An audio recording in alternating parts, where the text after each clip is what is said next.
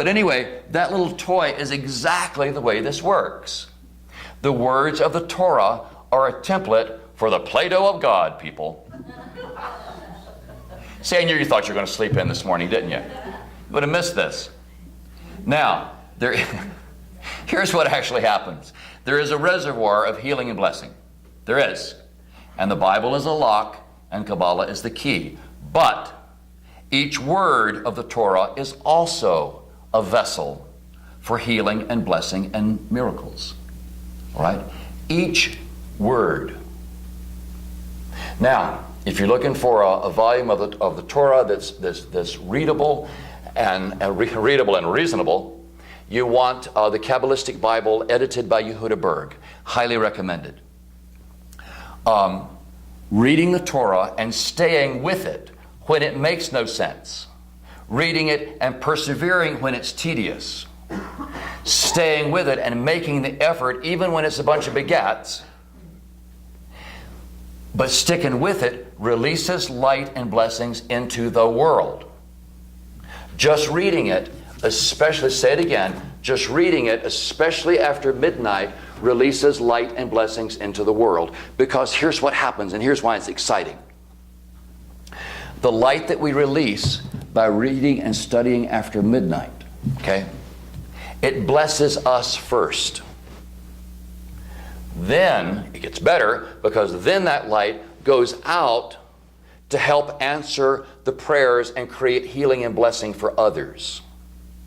Okay? And to bless people who need help, and to bless people who need healing but can't connect to the light as well as we can. I think that's amazing. I think it's amazing. We bring healing into the world. Okay? According to Yehuda Berg's amazing book, Angel Intelligence, we literally bring angels into the world. We bring angels into the world to answer other people and bring healing and blessings into their lives. And I think that's worth fasting from sleep for half an hour. Okay? To bring blessings and miracles into my own life, and at the same time help other people get their prayers answered, and to elevate the whole world by reducing the level of global ego, I think it's worth it. Right? I think it's worth it. Here's your formula.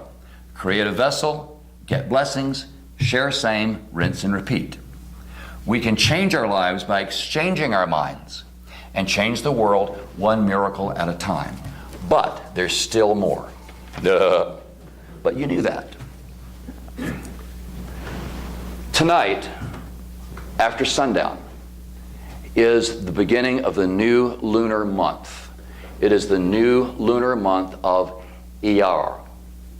You spell it I-Y-Y-A-R.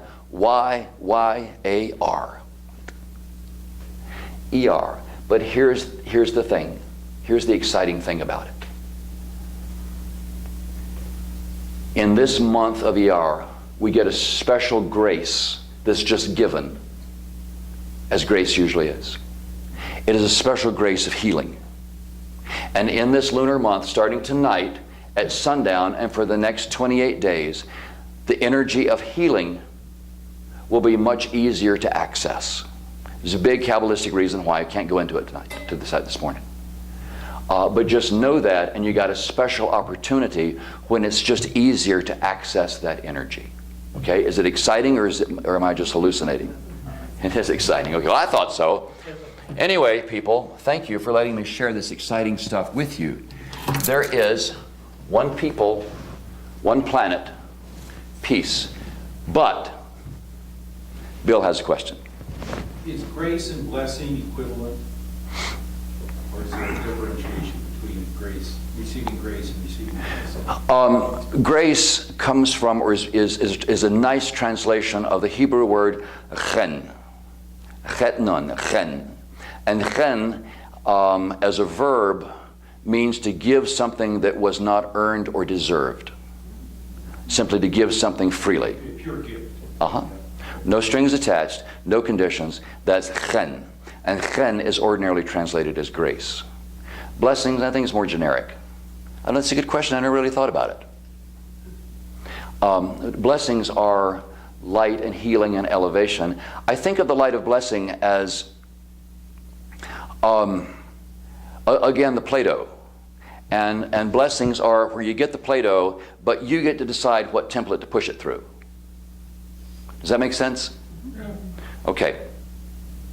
Thank you. This was... The only thing I could add to that is that from the study of the words that I had to do when I was in the Christian fundamentalism, I was there the word too. blessing kind of really relates to things that have been sanctified by God as well. So, on the altar of God. So, if you would consider grace coming from God, that could be a blessing.